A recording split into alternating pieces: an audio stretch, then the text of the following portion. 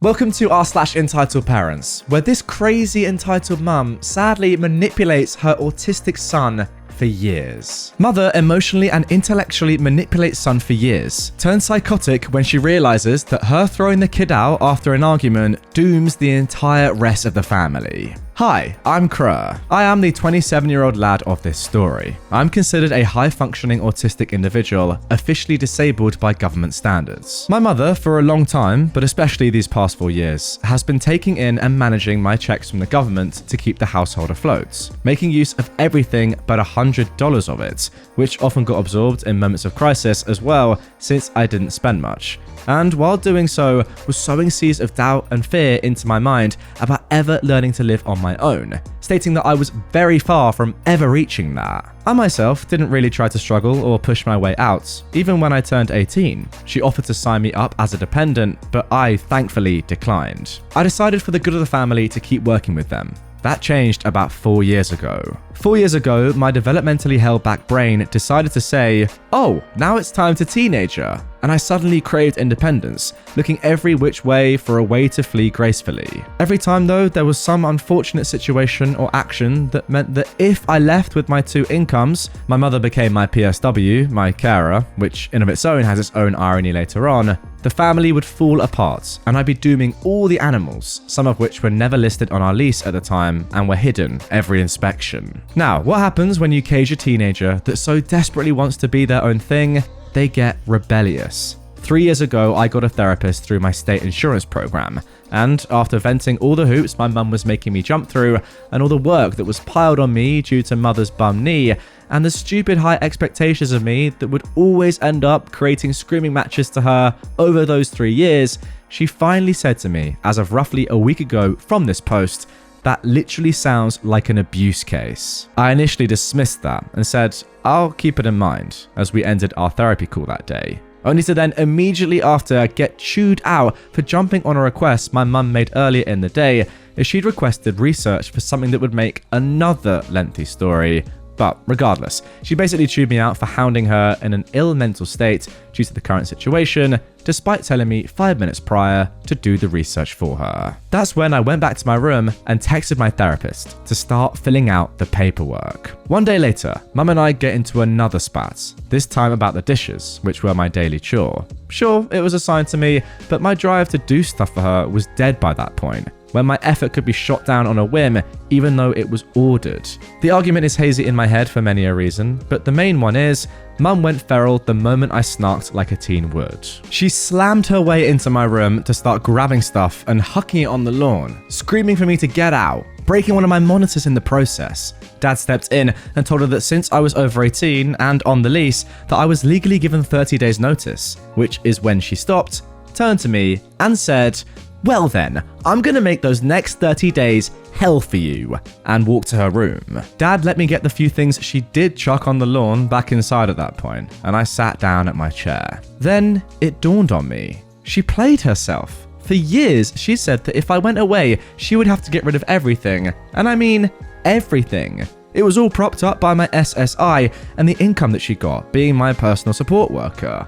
Well, now she'd given me and the government valid reason with her behaviour alone that even if she rescinded the 30-day notice, that we couldn't keep our home anyways. It was refreshing. In that moment, I felt courage well up in my chest. She couldn't manipulate me anymore. She fell into what she'd made of her life and was blind to my connections that I made for years outside of the family, constantly slamming them for being liberals. I took that renewed energy to reach out to those friends, those found families, my lovers, and even my grandparents. I looked through my cards and emails and found my disabilities care workers' info and told them of the situation, and burnt the midnight oil chasing my new life while my mum literally pounded the adjacent wall between my bedroom and her bathroom, screaming like a banshee about not hearing me pack fast enough. To keep this from going on for ages, I'm going to be brief on the next few stages to now. Grandparents saw this explosion brewing for years. They opened their arms and they let me take my belongings and my bearded dragon pancake in while mother was away on psychiatric care. With my caseworker's help, I got my SSDI under control.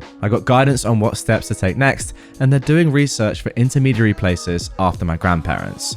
Me and my boyfriend are looking into joining together and living somewhere in Washington, with my found family chipping in as well. As of today, I'm officially disowned from my family. My mother has not only disowned my grandparents, but also forced dad to as well. I tried to contact them to drop me off the phone plan so I can keep my phone number, and all I got was the statement of disownment and that further contact will lead to a restraining order. I got a special state-related order to have their firearms reclaimed since mother is a psychopath, and have my grandparents locking their doors now out of fear. I'm waiting for my case manager to get back to me to have my documents extracted from their residence.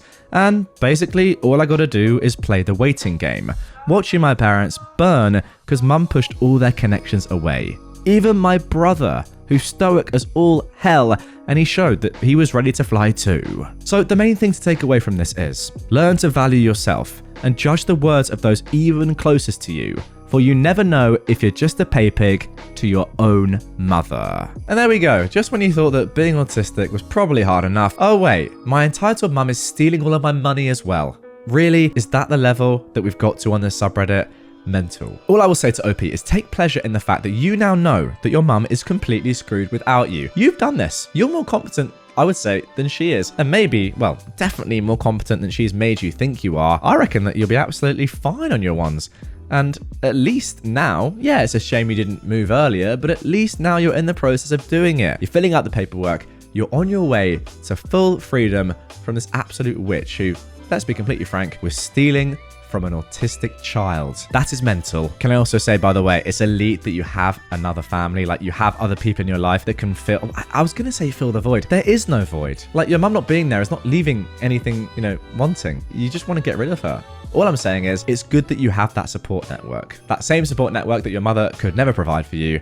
Thank goodness that she's gone. I'm puppet mastering my in-laws, the entitled parents of this story, for the greater good of my sister-in-law's child. And it's glorious. My husband and I are estranged from my in-laws. They're all grossly entitled narcissists in various forms. My mother-in-law and sister-in-law are two of the most narcissistic, entitled people I've ever been around. Their only goal in life is 1, control, and 2, criticism. They don't care about anyone. They don't listen to anyone. If they decide you're XYZ, then by God, you're XYZ. Irregardless if it has to do anything with reality. After years and years of hating them, trying to plot the perfect way to shame them publicly, and generally wishing them physical harm, I've realized from thousands of YouTube videos, you can never punish them because they don't care and they don't listen. But I finally found a way to use their evil for good, and it's been glorious. Entitled narcissist people do not like anyone showing them up.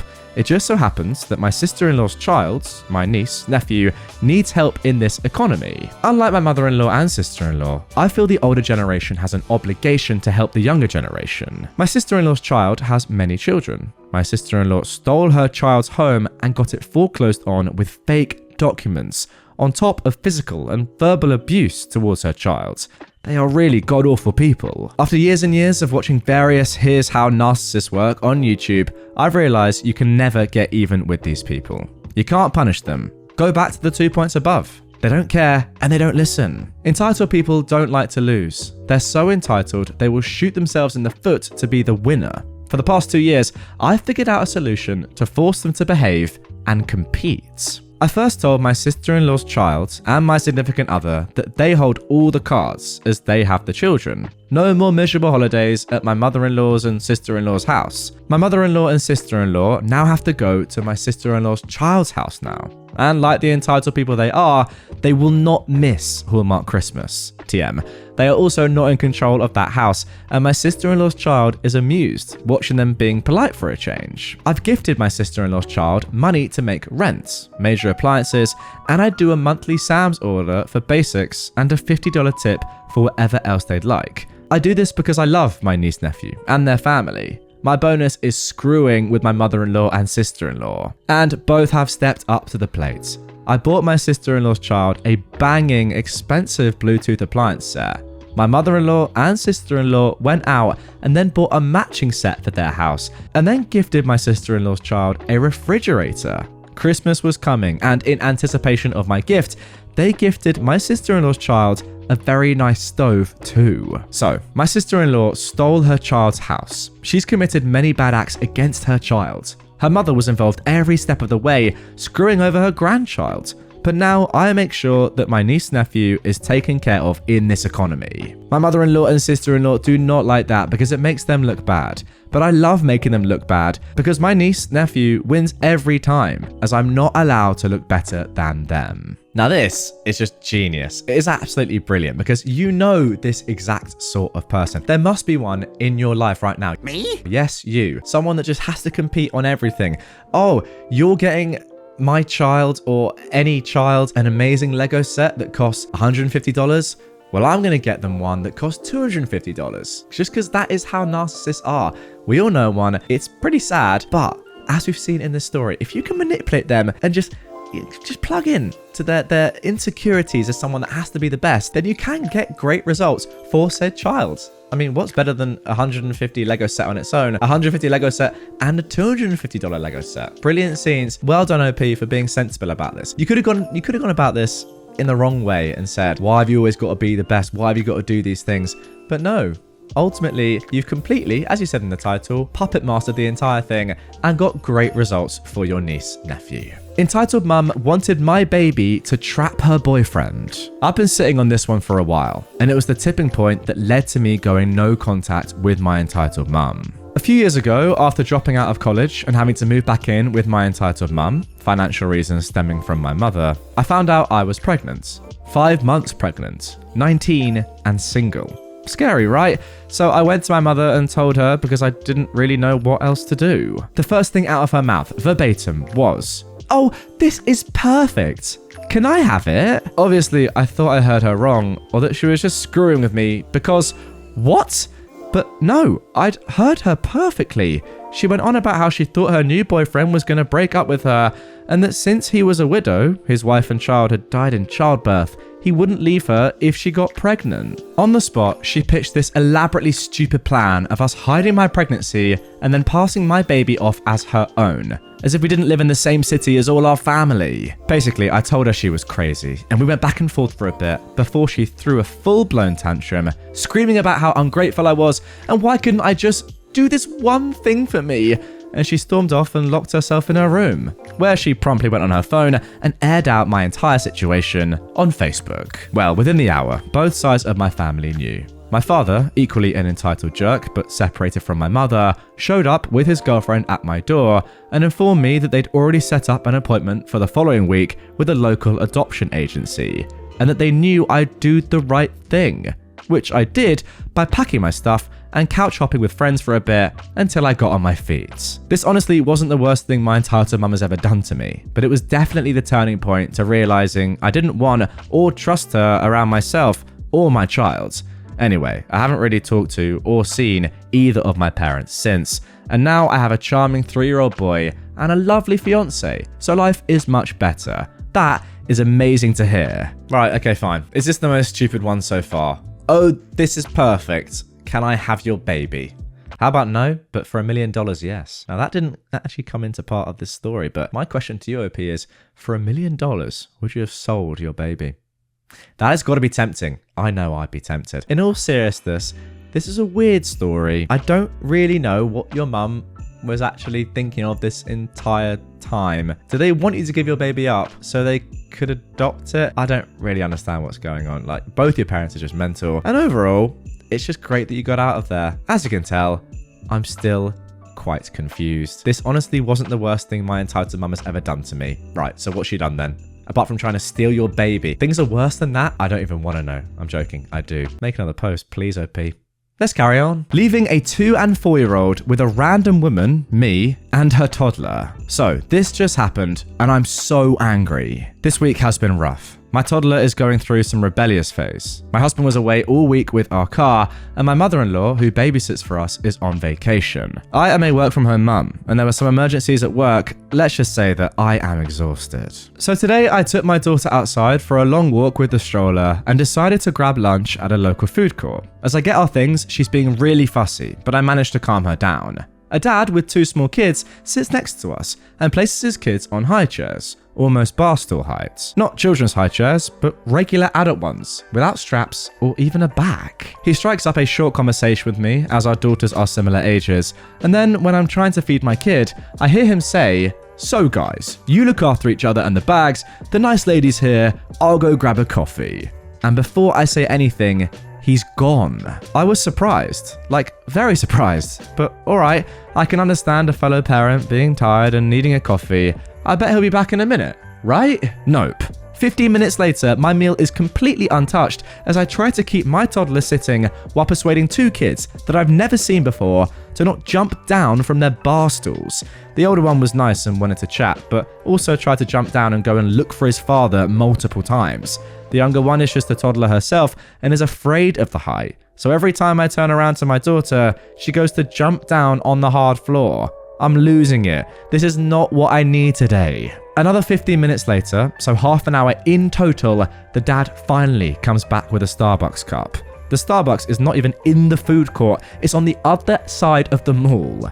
He goes, "Sorry guys, there was a queue," and doesn't even look at me. I feel myself ready to say something nasty, so I just grab my completely cold food, wave bye-bye to the kids, and leave with my daughter. What the frick? Who does that? What would he do if I just up and left? If my child started screaming and I just had to leave? The place was crowded. He'd never find his kids, who were nice enough to tell me they were 2 and 4 years old. I feel like a gullible idiot for just caring for that idiot's kids, but I couldn't live with myself if something happened to them. None of that was their fault. Thank you so much for reading my rant. My daughter just fell asleep and I needed to get this out. Oh no, and there we go. Saving the most stupid post to last. Something that I don't even plan on doing, but it seems to happen quite a lot these days. You left a 2 and a 4-year-old alone for half an hour in a shopping mall. Like, I'm sorry.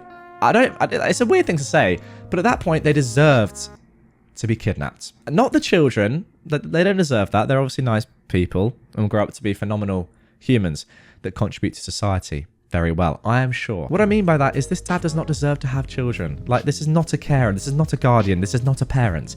This is an absolute imbecile. Yeah, fair enough. Maybe he's addicted to Starbucks, and I don't want to blame Starbucks for this, but I kind of do. Is Starbucks the reason why a lot of children right now are being abducted? Comment down below. That is the thought that I'm going to leave you on today. And there we go. Possibly the weirdest last sentence of any episode of Reddit content you'll ever see, but that is what you get with me. Simple as that. Have I had a coffee? Yes, is the answer. Has that influenced my decision-making skills over the years? Also probably yes. And I am completely waffling right now, but there we go. What an outro this has been. If you want more waffling right away, check out the video that I've posted down below in the description on whatever platform you're on. If you're on YouTube, wow. Lucky you, it's also on screen. If you're new to my channel, hit the subscribe button, hit the follow button, hit the like button, hit the dislike button, hit the unsubscribe button, then re-like the video and re-subscribe. Just keep doing it, it's good fun. Make that button great, then red again. It's an amazing thing to do. Let's stop now, because this is getting weird. Good night, sweet prince. That was so weird. That's the beauty of coffee.